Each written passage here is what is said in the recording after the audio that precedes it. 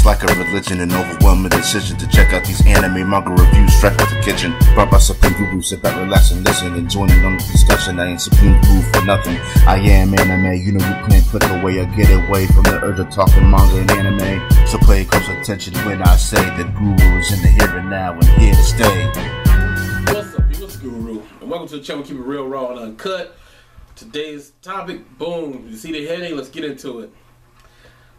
Man, when I look back at it, though, I mean, of course, I'm doing both chapters at the same time, so I got high insight of everything, so I know what's going on.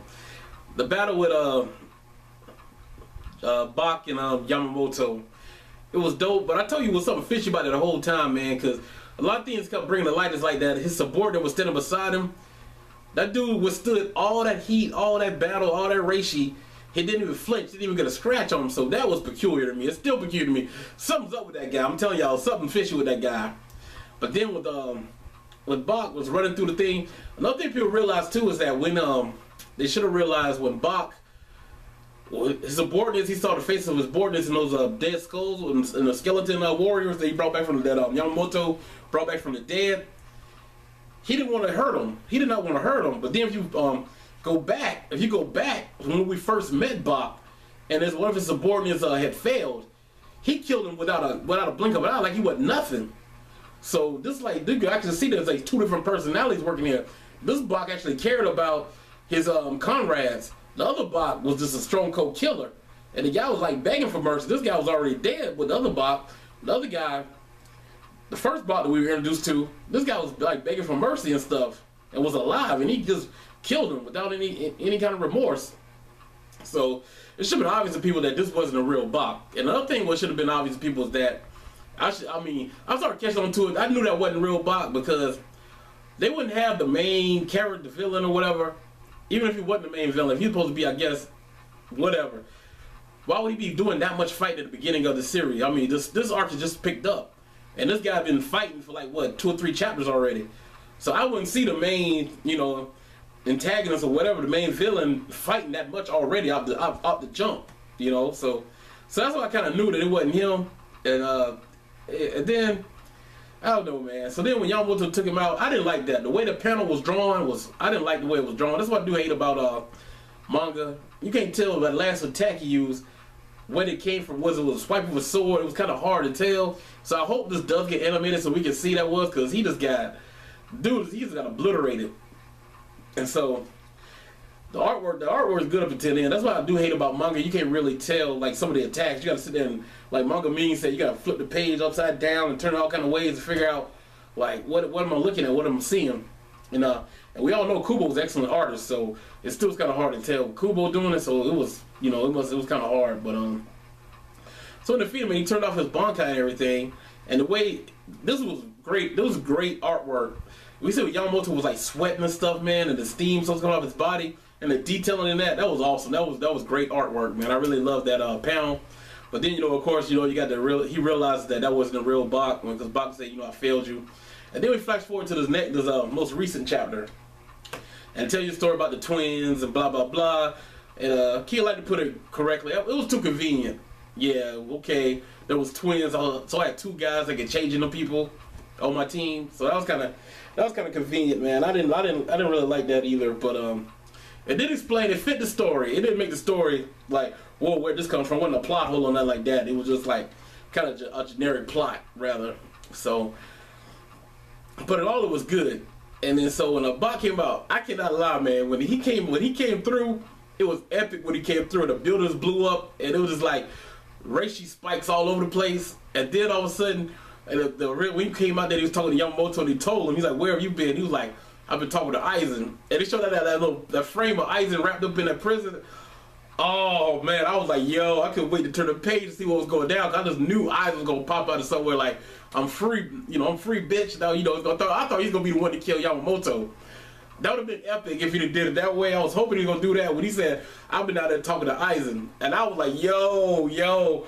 I started fanboying. I said, what's gonna happen next, right? So I heard him flip the page. And so he realized that Aizen turned him down. I'm like, come on, that's kind of a letdown stuff. And I wish they would have showed the conversation between him and Aizen. Because right now, man, the big three, they're trolling us on a lot of the good stuff.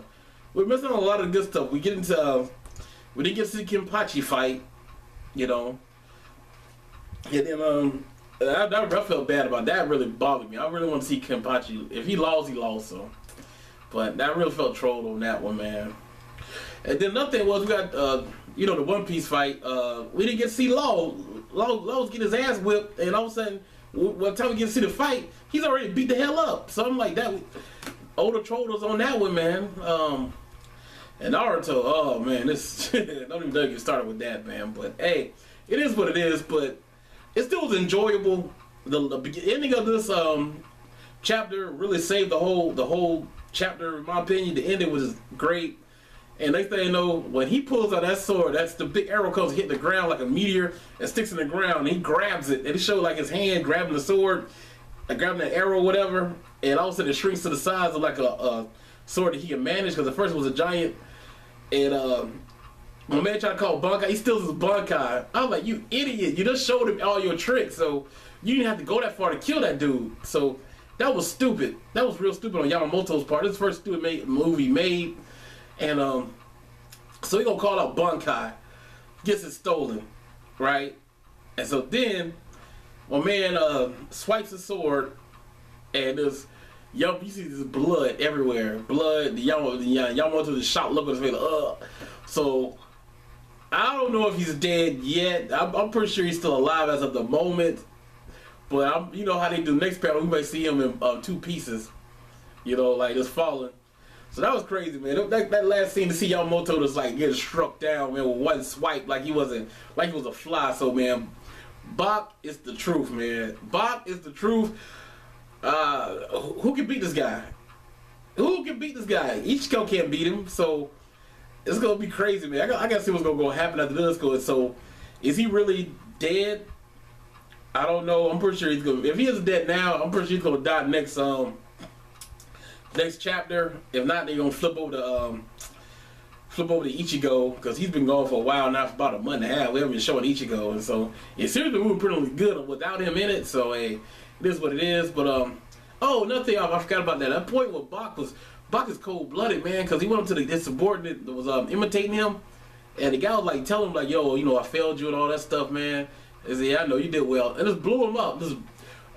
I was like, yo, man, this dude is just with one finger, man. He obliterated his old comrade, man, that fought to the death in his name, man. That was cold-blooded, man. But I don't know, man. I'm starting to like Bach, man. Like right now, Naruto, Toby, Obito, whatever you want to call it, he's my favorite character right now, man. I hope he kills somebody, man. I love that dude right now, man. I'm loving this guy. I'm not too fond of Madara, though. And then right now, I'm loving Bach, man. I like cold-blooded characters, man. I like characters that's like what they stick to their principles. They don't do that whole wishy-washy. Somebody make a speech, and all of a sudden I change my whole philosophy all of a sudden because somebody make a speech. I like my characters be die hard. I'm stuck, you know, stubborn. I'm gonna fill out my mission no matter what, even if I have to die to do it. I'm not gonna be wrong. You kill me, hey, you kill me. You know, I love my characters like that, man. I don't like wishy-washy characters at the end. Oh, I know I should have changed. You know, I don't like that. If you're a villain, be a villain. You know, that's what I like. But anyway, this is the Guru. Hope you enjoyed the review. Don't forget to rate, comment, subscribe. I'll see y'all fellas next week. Peace.